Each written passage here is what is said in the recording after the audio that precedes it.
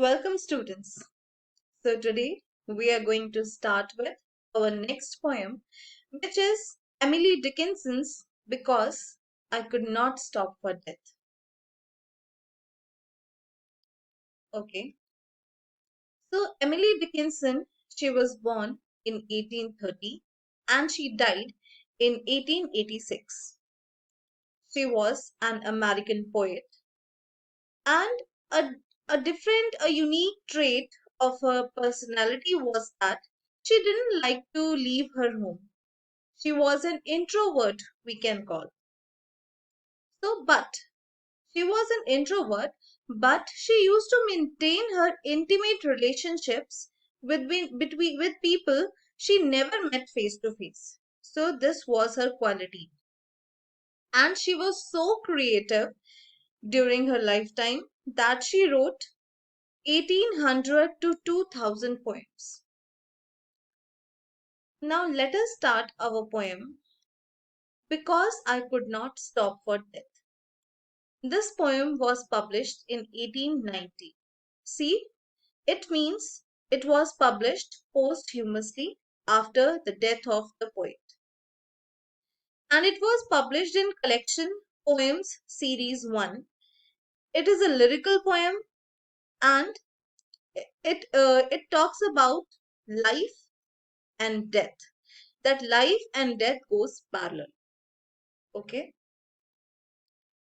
So the lines of poem I have colored them blue because I could not stop for death. He kindly stopped for me. The carriage held but just ourselves and immortality. See, in the very first line, the poet describes that this poem is about death. Okay, so here in the second line, we get to know that the poem in this poem, death has been personified. It means death has been treated as a living person, living human being, especially male. So word he has been used. The poet in the very first line says that I'm very busy and I was not able to, she says, I'm not able to stop for death. I am working over something.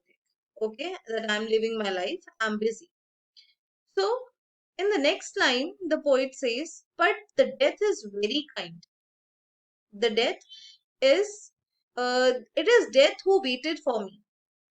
I didn't wait for death, so death waited for me. Okay. The carriage held, but just ourselves. Now, carriage. Carriage is here death's chariot. It means it is a kind of carriage or a chariot, okay, which is brought by death to take the poet away from life. Okay, so now she talks about the carriage, and she probably have sat in it that she says the carriage held but just ourselves. Now she says who are the people who are sitting in the carriage. There are three people.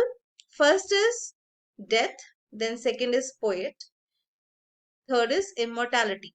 The word ourselves here means death and the poet. These are the first two. And who is the third one? Third one is immortality. Okay.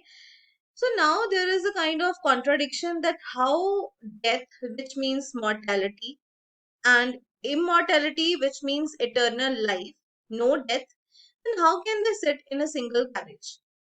This is the theme of the poem, which we will discuss at the end, that death and life go side by side, okay? And it is after death that the body dies, but the soul remains alive. But the soul doesn't die. Okay. So mark the word kindly, which is written in the second line. Kindly. This word shows the death in some positive light. That death is very kind. It thinks about the feelings of other people. that must be why death must have stopped for the poet. Okay, next stanza. We slowly drove. We. We here, as I told you, three people. First is death. It is death's chariot. Secondly, it's the poet. Then third is immortality. So the poet says that the death was driving very slowly. He knew no haste. Death knew no haste. Death knew no hurry. Haste means hurry. Means this line shows the that how death as a person is calm. Okay? Calm means peaceful, kind, nice. Okay? And I had put away my labor and my leisure too for his civility. As in the very beginning, the poet says she was busy, but now she says, after, see, the poet is very much impressed by the manners of death, that how death is very calm, the death knows no haste, and the death is very kind. It stopped for the poet. So now the poet says, okay, because I am impressed with you by your behavior, by death's behavior, she says, I left my work, I left my leisure. Leisure means to remain idle. She says, I left my hard work, the work I was doing, and I left my pleasurable moments as well, and she sat in the chariot of death and moved away with the death.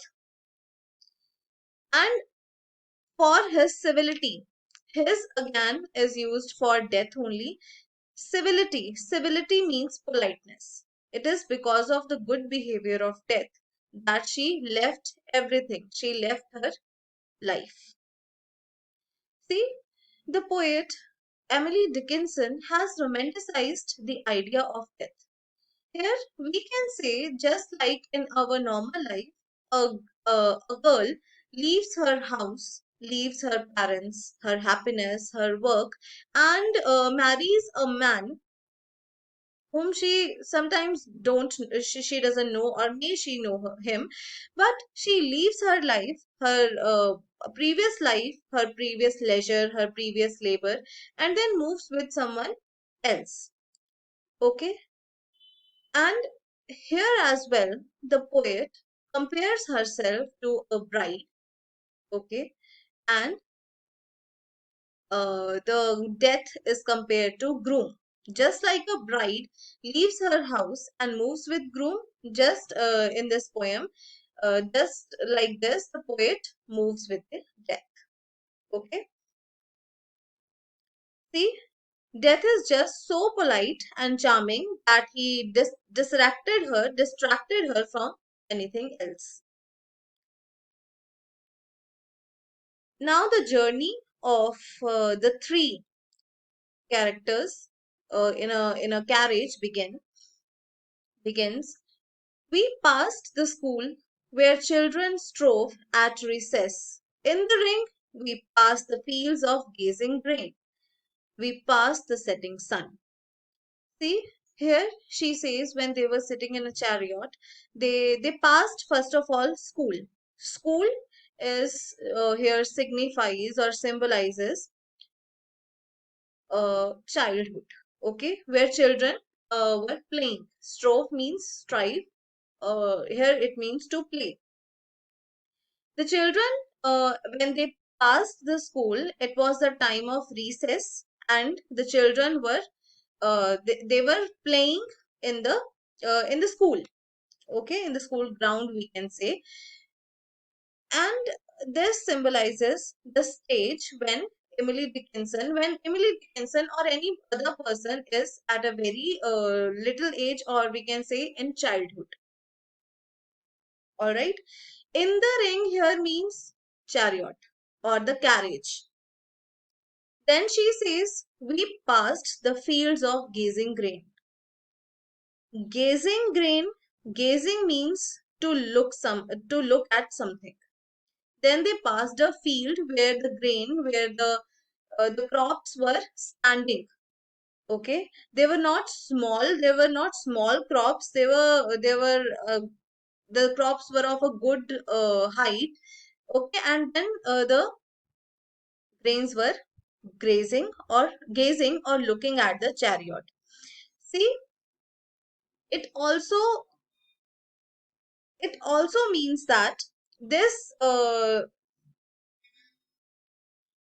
that the gazing grain has been compared to matured man or maturity or the middle-aged man.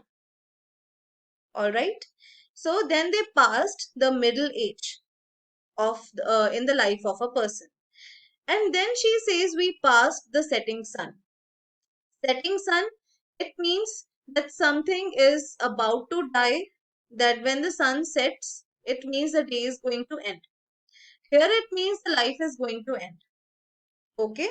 So here setting sun symbolizes old age. Just like a person borns and then he or she faces childhood, then middle age, and then the old age, this it has been described here as the journey of the poet in the chariot of death. Okay. Next, the other lines we will discuss in the next session. Thank you for listening.